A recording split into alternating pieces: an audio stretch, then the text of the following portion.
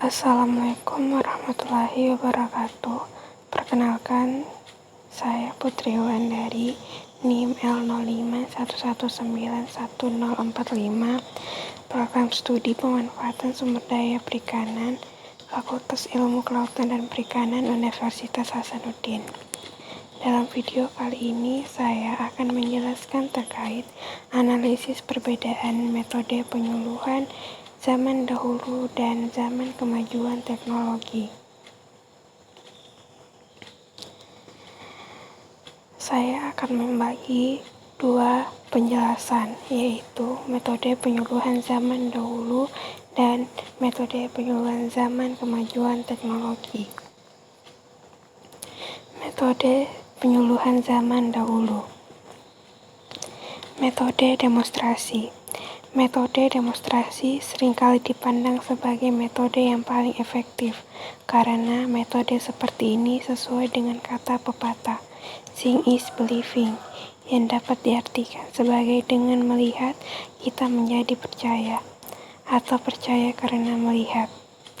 Artinya, di dalam kegiatan penyuluhan, kepada sasaran penyuluhan perlu ditunjukkan bukti-bukti yang nyata yang dapat dengan mata kepala mereka sendiri, agar mereka mempercayai segala sesuatu yang disuluhkan. Bila mereka sudah percaya, mereka lebih cepat terdorong untuk mencoba dan menerapkannya. Demonstrasi adalah salah satu metode penyuluhan yang paling populer di kalangan pelaku utama dan pelaku usaha perikanan, terutama karena pelaku utama dan pelaku usaha perikanan lebih menginginkan bukti daripada hanya janji.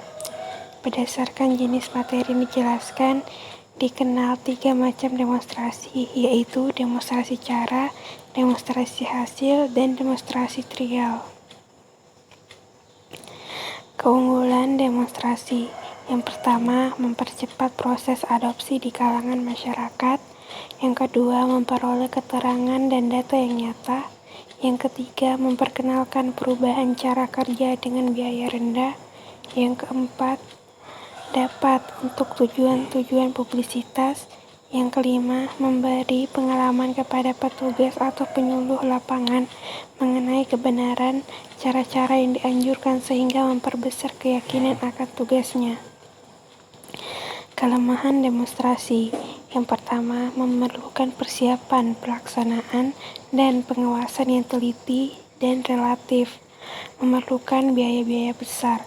Yang kedua, memerlukan ketelitian dalam memilih demonstrator, di samping bimbingan yang terus-menerus. Yang ketiga, dan kadang-kadang gagal karena faktor-faktor alam. Baik, yang penjelasan kedua, kita akan menjelaskan tentang metode penyuluhan zaman perkembangan teknologi. Metode berbasis ICT.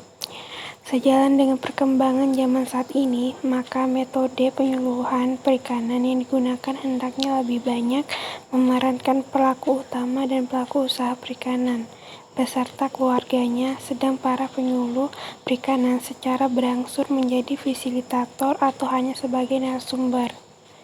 Kegiatan penyuluhan kelautan dan perikanan ditopang oleh penyuluh perikanan di lapangan.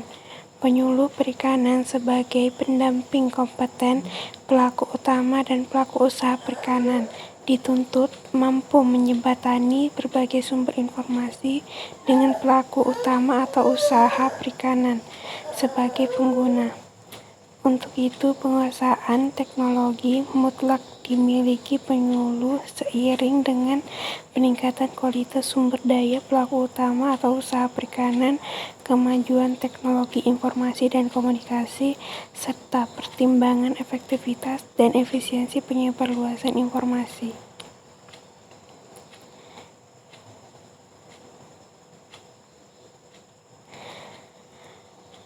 Kehadiran teknologi informatika merupakan tantangan bagi penyuluh perikanan agar menguasai keterampilan komputer dan memanfaatkan internet.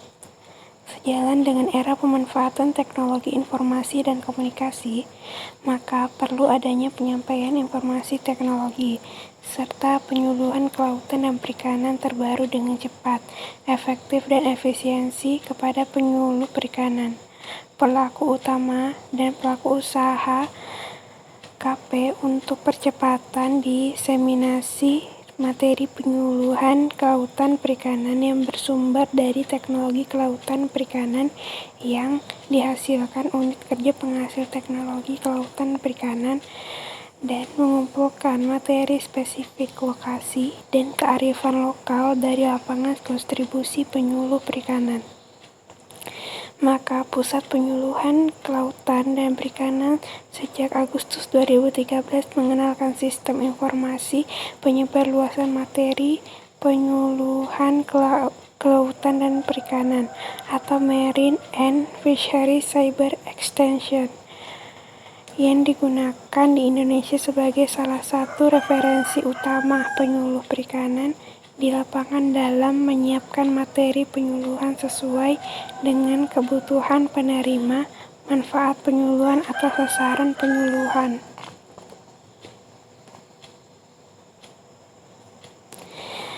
Metode ini dipandang sangat strategis karena mampu meningkatkan akses informasi bagi petani, petugas penyuluh, peneliti, baik di lembaga penelitian maupun di universitas, serta para manajer penyuluhan.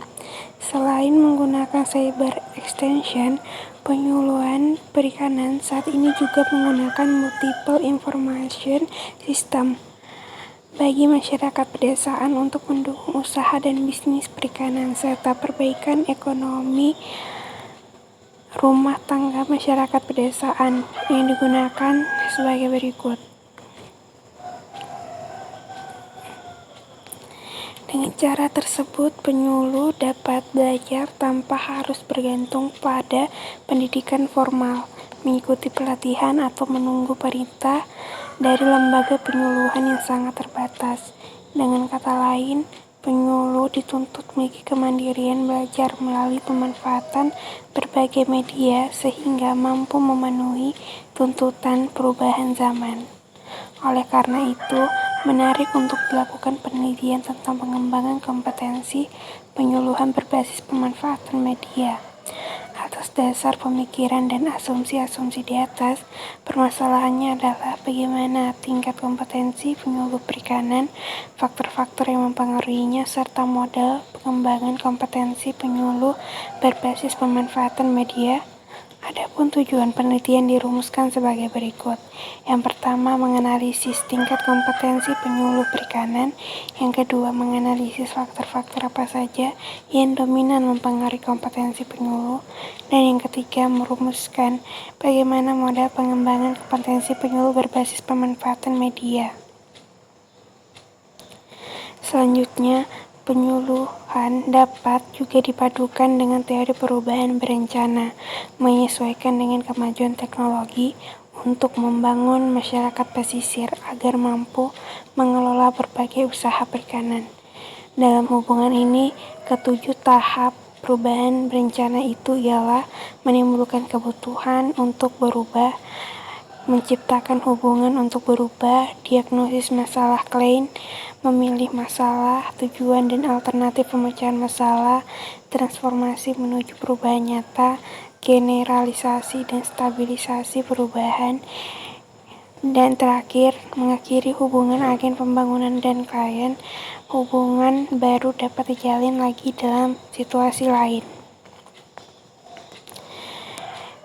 Kesimpulan yang dapat ditarik dalam analisis perbedaan metode penyuluhan yang digunakan pada zaman dahulu dan zaman sekarang adalah media yang digunakan.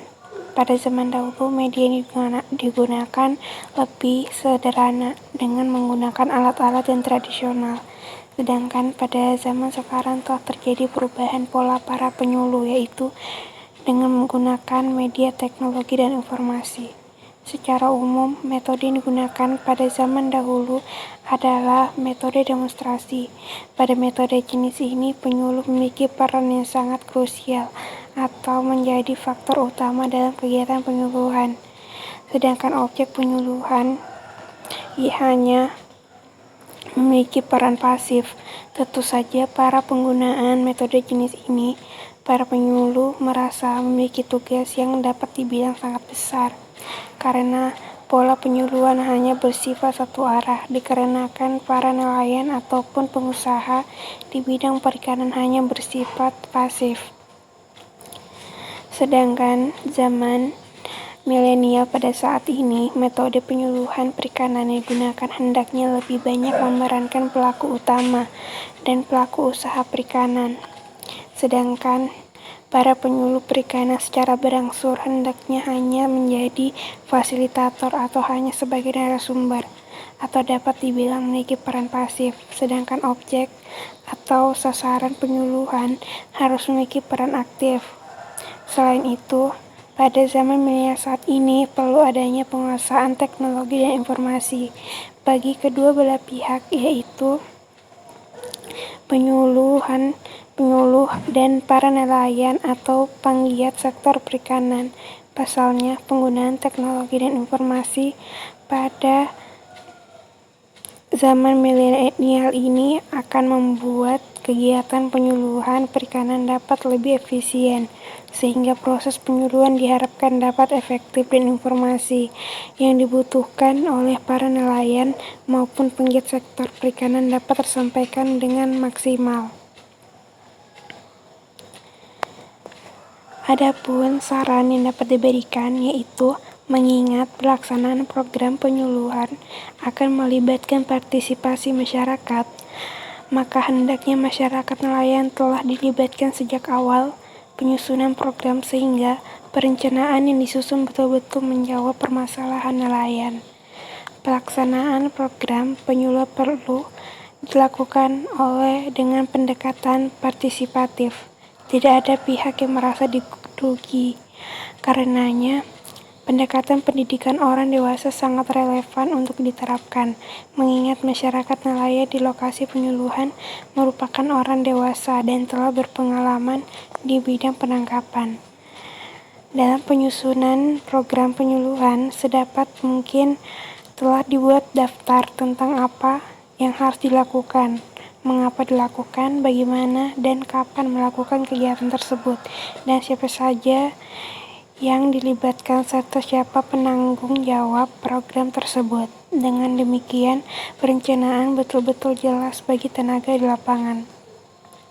Perlu diingat bahwa penyuluhan tidak semata-mata untuk meningkatkan kualitas hidup, tetapi juga berupaya mengubah sikap ke arah yang lebih positif.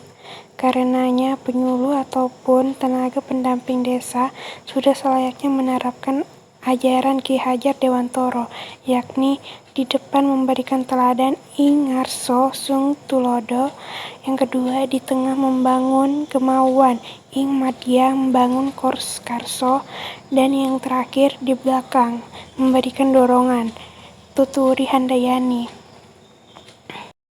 Baik, mungkin itu saja yang dapat saya jelaskan. Kurang dan lebihnya mohon dimaafkan. Terima kasih. Wassalamualaikum warahmatullahi wabarakatuh.